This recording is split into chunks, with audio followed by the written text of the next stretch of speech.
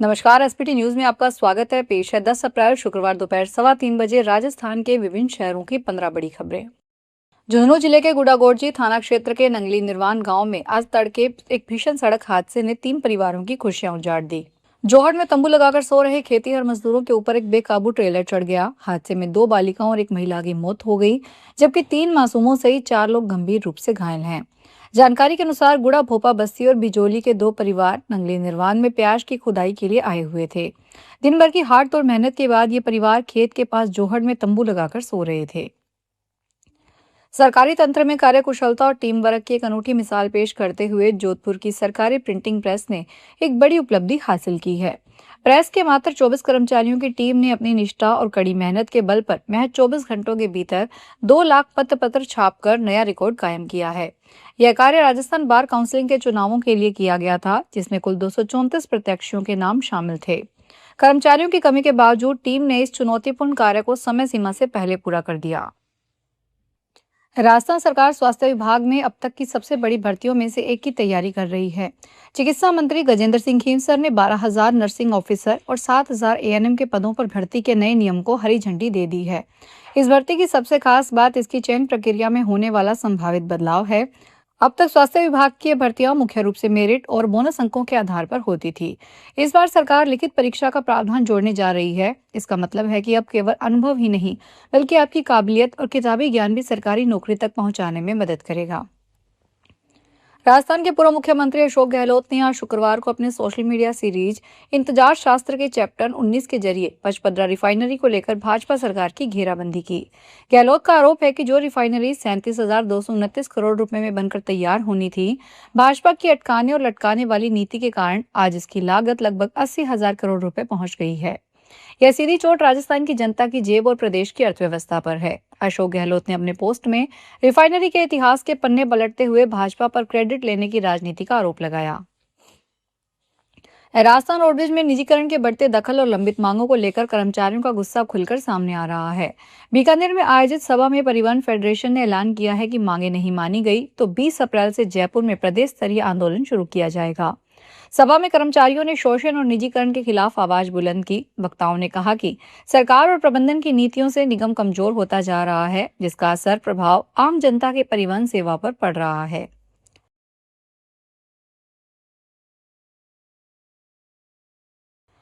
भरतपुर के कोतवाली थाना इलाके में शॉर्ट सर्किट के कारण एक सरस बूथ में आग लग गई। घटना में सरस बूथ के अंदर रखा सारा सामान जलकर राख हो गया। आग लगने की सूचना पर तुरंत दमकल की गाड़ियां मौके पर बुलाई गई। दमकल की गाड़ियों ने आग पर काबू पाया। बूथ मालिक को करीब 2 लाख का नुकसान हुआ है। रेलवे चौकी इंचार्ज ब्रजलाल ने बताया कि घटना सुबह करीब 8 बजे की है। राकेश खंडेलवाल निवासी रंजीत नगर एक सरस का बूथ चलाता है। सिरोही शहर में बीते 5 दिन से बंदर का एक बच्चा अपनी मां के साथ भूखा प्यासा भटक रहा है। गर्दन में स्टील का लोटा फंसने से मासूम बंदर की जान पर संकट आ गया। इसके बाद से वह सड़कों पर भटक रहा है। स्थानीय लोग भी इस मासूम की मदद के लिए आगे आए और लगातार उसे ट्रैक करने की कोशिश कर रहे हैं। प्रशासन ने मामले की गंभीरता को देखते हुए माउंट आबू से रेस्क्यू टीम को बुलाया है। टीम के पहुंचने के बाद पहले बंदर की मां को सुरक्षित तरीके से पकड़ा जाएगा, ताकि बच्चे के सिर में फंसा हुआ लोटा निकाला जा सके। उदयपुर के सलूम्बर के लसाड़िया इलाके में पिछले कुछ दिनों से मातम पसरा है। एक के बाद एक 6 बच्चों की रहस्यमय मौत के बाद प्रशासन पूरी तरह से एक्शन मोड में है। लसाड़िया क्षेत्र में झोलाछाप डॉक्टरों के खिलाफ बड़ी कार्रवाई की गई है। प्रशासन की संयुक्त टीम ने अचानक छापेमारी करते हुए 4 अवैध क्लिनिकों को मौके पर सीज कर दिया। इनमें से 3 क्लिनिक लसाड़िया उपखंड मुख्यालय पर धड़ल्ले से चल रहे थे, जबकि एक क्लिनिक आंजनी इलाके में पकड़ा गया।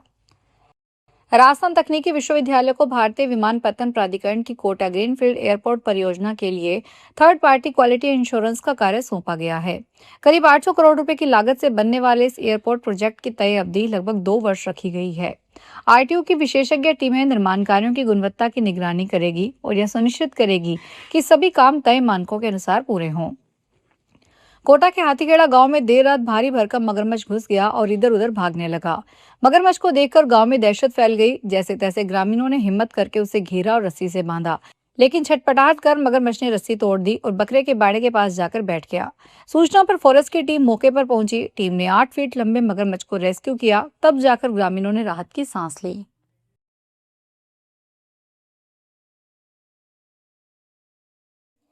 बिहार के मुख्यमंत्री नीतीश कुमार ने राज्यसभा सदस्य के रूप में शपथ ली।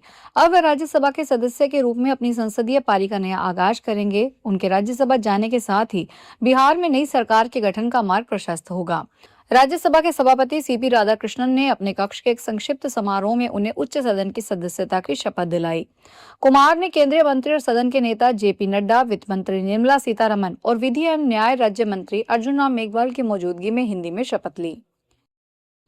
जैसलमेर में संभावित जल संकट को देखते हुए बंद पड़े नलकूपों को फिर से चालू करने का अभियान शुरू किया गया है। जन स्वास्थ्य अभियांत्रिकी विभाग और भूजल विभाग के संयुक्त प्रयास ने अब तक 6 निष्क्रिय नलकूप सफलतापूर्वक चालू कर दिए गए हैं। इनमें गर्मी और नहरबंदी के दौरान पेयजल आपूर्ति को सहारा मिलेगा।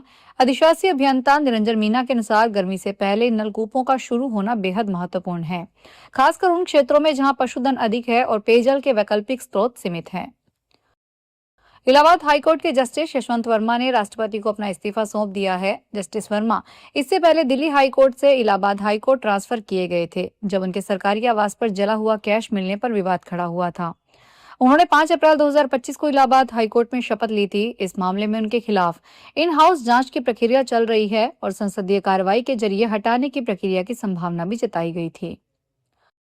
उत्तर प्रदेश के प्रयागराज में आबकारी विभाग की आवंटन न होने वाली दुकानों की ई लॉटरी में एक ऐसी दुकान को लेने के लिए लोगों ने 1.5 करोड़ रुपए दे दिए, जिसका साल भर का लाइसेंस शुल्क तो 8,15,000 रुपए जमा हुए हैं और इसके लिए 1,73,00,000 रुपए आवेदन मात्र से प्राप्त हुए हैं। वहीं 3,60,000 रुपए में उठने वाली एक दुकान के लिए 58,50,000 रुपए लाइसेंस शुल्क से प्राप्त हुए हैं। दरअसल आबकारी विभाग एक दुकान पर आवेदन के 50,000 रुपए लेता है, यह राशि वापस नहीं होती है। जयपुर स्थित मुहाना थोक सब्जी मंडी में आज टमाटर व हरी मिर्ची के दाम सस्ते रहे। इसके अलावा आज हरी मटर, टिंडा, नींबू और भिंडी आज महंगे बिके। आज थोक मंडी में टमाटर देसी 6 से 8 रुपए तो हाइब्रिड टमाटर 10 से 12 रुपए प्रति किलो के भाव से बिका। वहीं हरी मिर्च आज 10 से 15 रुपए प्रति किलो तो बारीक हरी मिर्च आज 20 से 25 रुपए प्रति किलो के हिसाब से बिकी। वहीं आज थोक मंडी में हरी मटर महंगी बिकी। आज मटर के दाम 55 से 60 रुपए के बीच रहे। मटर के अलावा टिंडा भी महंगा बिका। आज टिंडे के दाम 30 से 60,000 रुपए के बीच रहे। फिलहाल इस बुलेटिन में इतना ही, फिर हाजिर होंगे बड़ी खबरों के साथ।